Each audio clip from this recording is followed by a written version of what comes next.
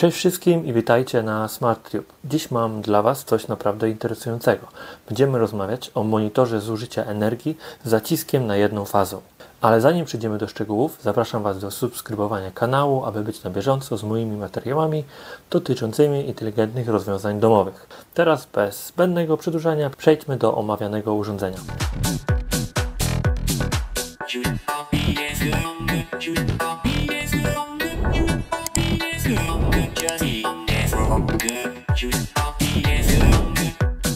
Dzisiaj chciałbym Wam przedstawić monitor zużycia energii elektrycznej, który niedawno zakupiłem. Ale zanim przejdziemy do szczegółów, zdradzę Wam, że kupiłem aż 3 takie urządzenia. Jeden dla każdej fazy w moim domu, ponieważ mam 3 fazy. I zapewne Wy też macie tak, ale jak mówiłem, to jedno urządzenie jest na jedną fazę, ale w internecie znajdziecie dużo droższe urządzenia, które są na 3 fazy od razu. Mam jedno urządzenie, szczytuje 3 fazy. I na przykład Shelly 3AM, Zemismart ma również takie urządzenia, również Tuya ma takie urządzenia. Są one większe niż to urządzenie na pewno, ale jak mówiłem, kosztowo jednak wychodzi to dużo więcej. Tutaj koszt takiego urządzenia to jest około 60 zł. Ja zapłaciłem 60 zł za jedno, czyli 180 za 3 urządzenia. No i za taką kwotę na pewno bym nie uzyskał innych, które też szczytują z 3 faz. Postaram się Wam wrzucić te zdjęcia tych innych urządzeń teraz na ekran. Będziecie widzieć, jak to wygląda i ile one kosztują. To urządzenie jest kompatybilne z platformą Tuya i planuję dodać do mojego systemu inteligentnego domu, który oparty jest na Home Assistant. Co takie urządzenie nam może dać? Dzięki niemu możemy mierzyć aktualne zużycie prądu, możemy mieć historię zużycia prądu.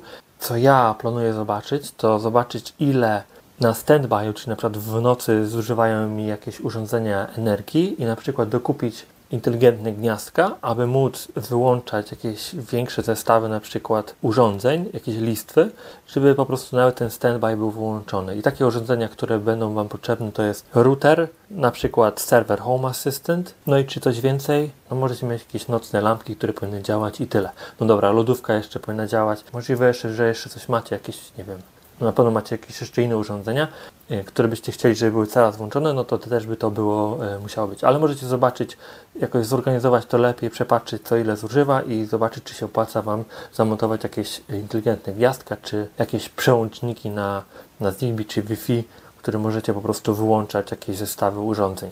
Takie urządzenie potrafi również zmierzyć produkowaną moc z paneli fotowoltaicznych i przy wykorzystaniu również magazynu energii, znając Wasze upodobania, powiedzmy elektryczne, zużycia energii, możecie już na przykład zobaczyć, co kiedy warto włączać, ile produkujecie, po jakimś czasie byście mogli skontrolować, czy warto na przykład przejść na inną taryfę u swojego dostawcy energii, na przykład, nie wiem, gdzie energia jest tańsza pod wieczór, czy w ciągu dnia jest tańsza, nie wiem jakie są taryfy, akurat mam jedną, ale wiem, że są takie oferowane, ale dzięki temu też możecie zobaczyć, co Wam by się lepiej opłacało. Dla mnie to urządzenie na pewno będzie potrzebne do tego mojego pierwszej rzeczy, żeby zobaczyć co ile zużywa na standby'u, czy mogę jakieś zamontować smart gniazdka, ale również po to, żeby po prostu widzieć wykres, ile zużywam i tak po prostu.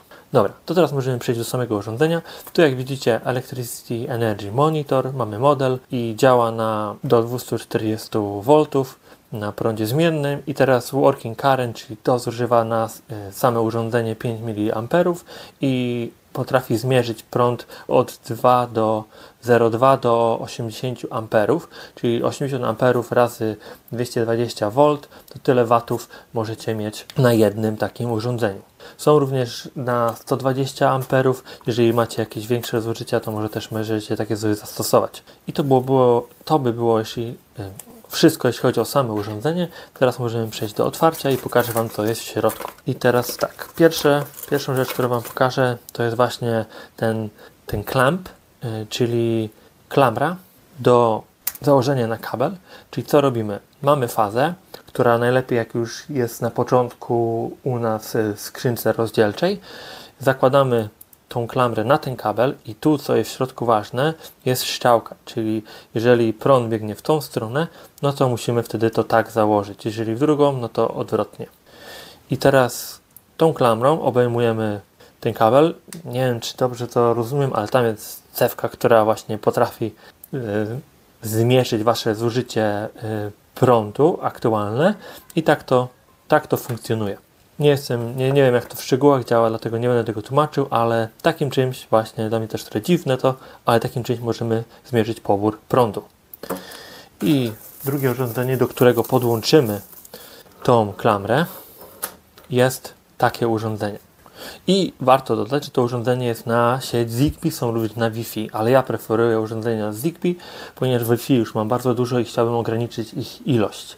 A na pewno jeszcze planuję dodać kilka urządzeń Wi-Fi, dlatego staram się jak najmniej mieć Wi-Fi, tylko co się da, to na Zigbee. I tutaj, jeśli chodzi o podłączenie tego kabla, no to czerwony z tej strony będziemy podłączać do S1, czarny do S2. No i tu mamy na szynę DIN jeszcze takie coś, możemy to do szyny przymocować i potem to wsadzić do środka. I jeśli chodzi o same urządzenie, no to tutaj nic więcej nie ma co powiedzieć. Kolejne wejścia, które tutaj są, kabel neutral i tą fazę, którą będziemy mierzyć. I nie wiem, czy to jest ważne, ale przy innych urządzeniach wiem, że to grało rolę, więc jak ja podłączałem te urządzenia, bo już 2 podłączyłem, to będzie trzecie, które Wam pokazuję, jak podłączyć, to N ja mam jeden na dom, więc już tutaj po prostu podłączyłem N, a jeśli chodzi o L, no to tutaj podłączamy fazę, którą będziemy mierzyć. U mnie została jeszcze faza pierwsza do podłączenia tego urządzenia, więc tutaj pierwszą fazę będę musiał podłączyć i to by było na tyle, jeśli chodzi o podłączenie urządzenia. Jak widzicie, bardzo prosto, kosztowo 60 zł za jedną fazę, naprawdę bardzo tanio. I co tu mamy jeszcze w środku? Mamy jeszcze manual, dane techniczne. Tutaj jest sposób działania i to jest urządzenie na Zigbee, jak mówiłem. Ja będę używał tego w Home Assistant i tam mam moją bramkę do Zigbee.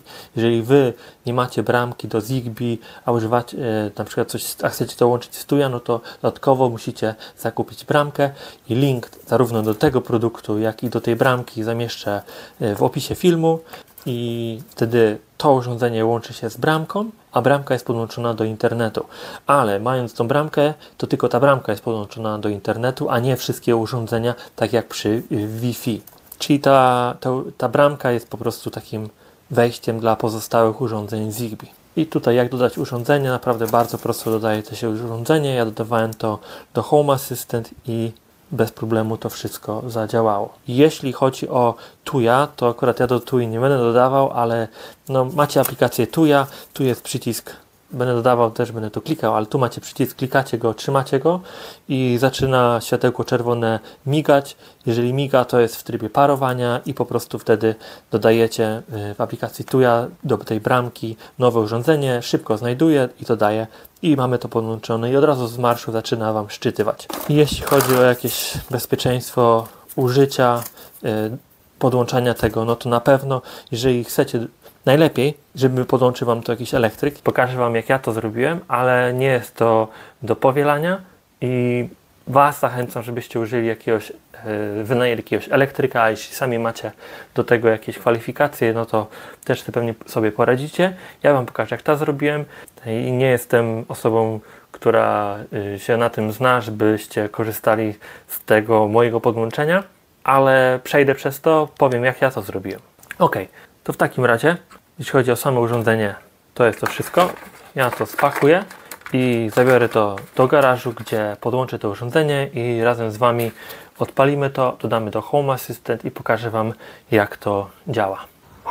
Jesteśmy już w garażu przy skrzynce i jak tutaj widzicie, mam pierwszą fazę, drugą fazę, trzecią fazę i na drugiej już mam założoną klamrę i tutaj na trzeciej i tutaj również na trzeciej. Teraz ode mnie, jak chcę spojrzeć w dół, tu wchodzą kable od tej głównej skrzynki na granicy posesji, potem idą do tych bezpieczników, a następnie tutaj i tu jest różnicówka i na wejściu przed różnicówką ja to założyłem. I nie wiem, czy to jest poprawnie, ale tak to u mnie założyłem, bo tutaj wiem, że już mam osobno 3 fazy i wiem, która to jest która.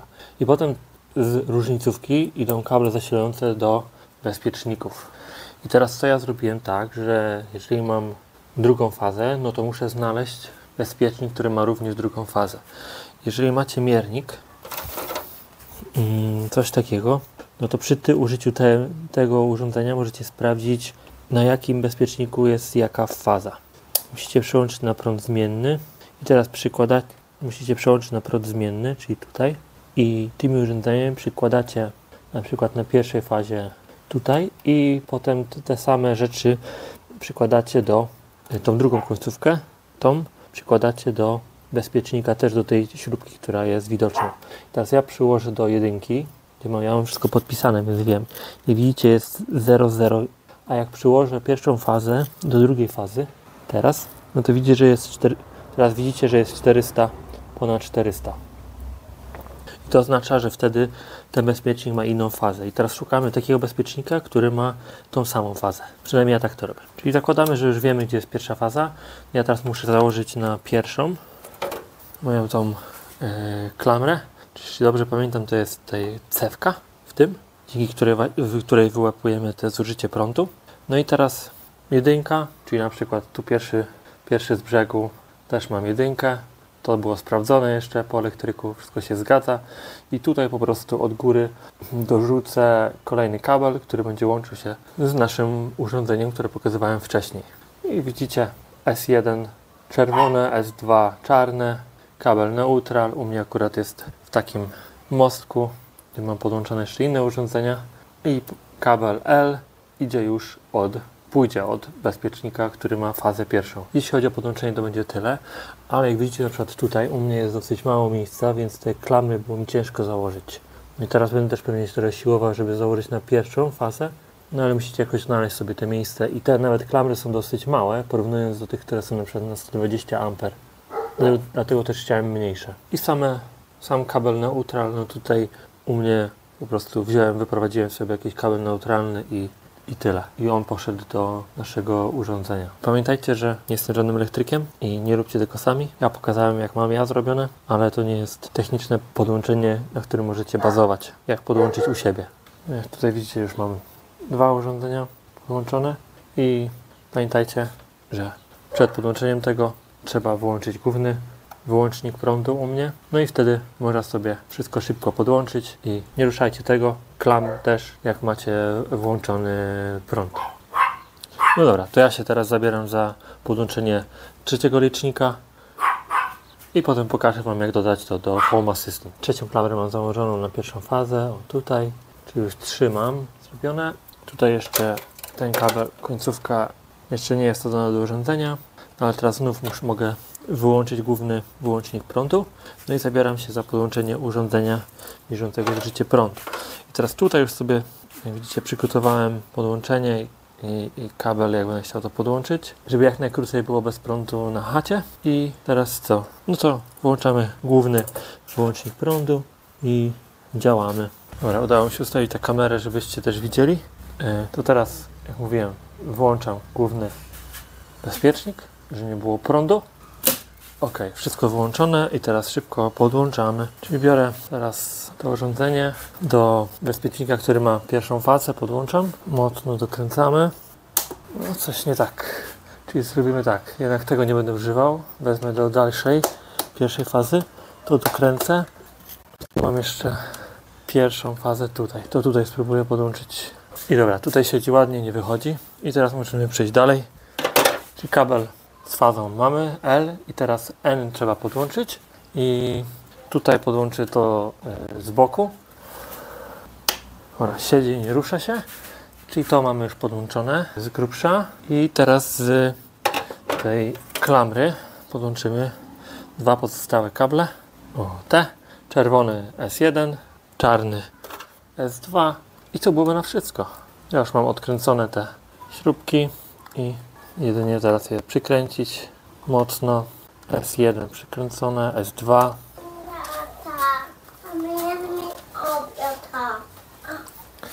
No i S1, S2 podłączone, więc to mamy to wszystko. Klamra ładnie siedzi. Tutaj również ładnie pierwsza faza, neutral jest. No i to teraz włączamy z powrotem prąd. Wszystko działa. I teraz muszę chwilę poczekać, aż stanie mój serwer, żeby bramka, do której podłączymy to urządzenie, będzie już chodziła. Tu jak widzicie jest czerwone światło cały czas i będziemy musieli za chwilę wcisnąć ten przycisk, poczekać chwilę z wciśniętym przyciskiem, aż zacznie migać czerwona lampka i to znaczy, że jest urządzenie w trybie parowania. Widzę, że serwer już stał, więc co zrobię, to przyłączę się teraz na nagrywanie ekranu, żeby Wam pokazać, co się dzieje w Home Assistant, aby to dodać. No jeżeli używacie Tuya, no to będziecie robić bardzo podobnie, tylko w innej aplikacji. Ale jak mówiłem, będziemy trzymać ten przycisk, a teraz ja przyłączam się na nagrywanie ekranu komórki.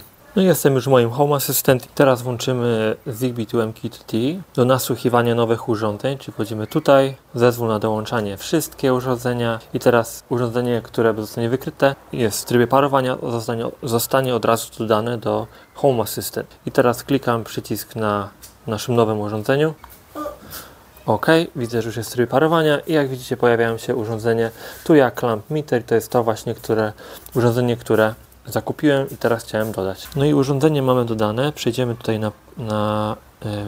na listę, nie tutaj, na urządzenia i zejdziemy w dół. No to jak widzicie mamy 3 urządzenia już, 3 te urządzenia do pomierzenia pomiaru prądu, ostatnie, które dodałem i ostatnie to jest 68 i jest B52E. Teraz jakbym przeszedł tutaj, narzędzia, stany, 2E, to był ten, czyli jak widzicie, to jest ten przedostatni i jego zużycie na tej fazie aktualnej to jest to 85 W i jest jeszcze drugi sensor Energy i on będzie sumował to nasze zużycie i te Energy, tą encję Energy będziemy mogli dodać do dashboardu Energia. Ale póki co, jeśli chodzi o komórkę i dodanie urządzenia, to jest wszystko i teraz przyłączę się na komputer i dodamy te 3 urządzenia do mierzenia zużycia prądu do dashboardu na wykresie i zobaczycie, jak to fajnie wszystko wygląda.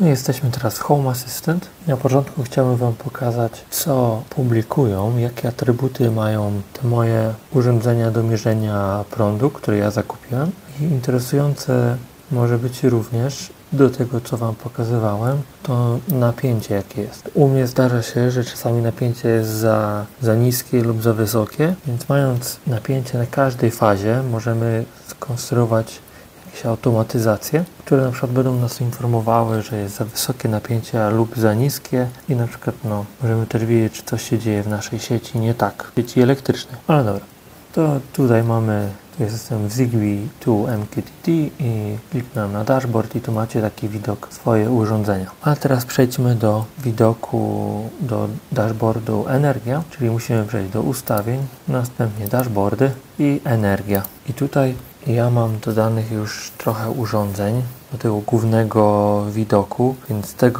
z tego będę chciał zrezygnować, nie będzie mi to potrzebne, więc pierwsze co zrobię, to usunę to. Dlaczego to usuwam? Gdybym to zostawił, no to zużycie energii moje by się dublowało, więc to nie jest mi potrzebne i dodaję zużycie energii z sieci i tu bierzemy face. Jedyne co mi przeszkadza, to są te nazwy friendly name, są złe, więc ja to może najpierw zmienię przed dodaniem i wtedy będziemy się bawić. Mam już nazwy NC pozmieniane, więc teraz jak dodaję zużycie i wpiszę face, no to mam ładnie face 1, face 2, face 3. Biorę face 1. Tutaj mogę wpisać NC z bieżącą ceną. To już na jednym z moich filmów pokazywałem, jak to działa. Jeśli chodzi o zużycie wody, to tam możecie zobaczyć, jak to dodać. Tu mam cena prądu za kWh. Zapisz, dodaj zużycie i teraz kolejne dodaję. Face 2. Face tu mamy i face free i jeszcze cenę podamy i zapisz. Mamy 3 fazy dodane. To by było na tyle. No i jeśli chodzi o poszczególne urządzenia, to wydaje mi się, że mam tutaj wszystko dodane, co chciałem, ale na tych nowych faz z garażu tego nie dodaję. No to by się wszystko mi dublowało. No i to by było na tyle i możemy już spojrzeć na wykres. Czyli to mamy i po prostu wchodzimy w Energia i mamy nasze zużycie energii. Czyli tutaj widzimy poszczególne fazy, jakie mają zużycia. Ta faza trzecia dosyć słabo jest używana, ale no tak widocznie jest. No i dobra. Czyli mamy teraz ładny wykresik. Tutaj jest energia, woda i jak jeszcze przejdziemy niżej, to mamy ceny i na przykład tu widzimy koszt. Teraz ten koszt, który dodałem, on jest dodany teraz od tej chwili, którą dodałem ENCI. Czyli to, co było wcześniej, to się nie przelicza, tylko teraz, od tego momentu, jak dodałem to urządzenie, to teraz będzie ten koszt się przeliczał. No i tutaj jeszcze mamy możliwość podejrzenia na szczegółowe zużycie energii poszczególnych urządzeń i na przykład widzimy lodówkę, piec gazowy i jakieś inne LEDy. Tu jeszcze niżej jest jeszcze inny wykres, ale ok, czyli to mamy i wydaje mi się, że jedyne co teraz mogę zrobić, to spojrzeć na mój licznik i powiedzmy zrobić jakiś test na, nie wiem, na dzień czy dwa i potem znowu spojrzeć na licznik, odczyt liczniku i spojrzeć, czy zużycie według tych 3 urządzeń energii zgadza się z tym, co mam na liczniku w głównej skrzynce. Jeżeli będzie się zgadzało, no to mam nadzieję, że tak będzie. Jeżeli wszystko się zgadza, no to super, czyli urządzenia dobrze działają. No i nie straciliśmy pieniędzy na taki licznik. No i mam nadzieję, że tak będzie. Ale to już wydaje mi się, że zrobię później i napiszę po prostu w komentarzu, jak poszły odczyty. Wspominałem jeszcze wcześniej, że możecie zrobić automatyzację związaną z napięciem, jeżeli za wysokie lub za niskie. Może być taka sytuacja, że jak wejdziecie w urządzenie ENCIE, to tej ENCIE nie będzie. I najlepiej przejść do urządzeń, czyli w ustawienia wchodzimy w urządzenia, tu wybieramy MQTT i nasze urządzenia to są clamp i mamy. Jak wejdziemy w urządzenie, to tutaj będą ukryte ENCIE, trzeba wejść w ENCIE, w zębatkę i ENCIE jest wyłączona, klikamy w to, aktualizuj, w jakimś czasie nam pojawią się nowe sensory. Jak mamy te sensory już dodane, no to wtedy możemy stworzyć automatyzację. No jest to bardzo prosta automatyzacja, dlatego nie będę przez nią przechodził. I pokazywałem już podobne w moich innych filmach, dlatego tutaj chciałbym już zakończyć ten materiał i dziękuję za oglądanie. Mam nadzieję, że przekonałem Was do wprowadzenia zużycia energii do systemu Home Assistant. Nie jest to drogie rozwiązanie. Mam nadzieję, że w komentarzach znajdziecie dobrą opinię o odczytach, a póki co zapraszam Was do subskrypcji mojego kanału. Dzięki za oglądanie i do następnego razu. Cześć!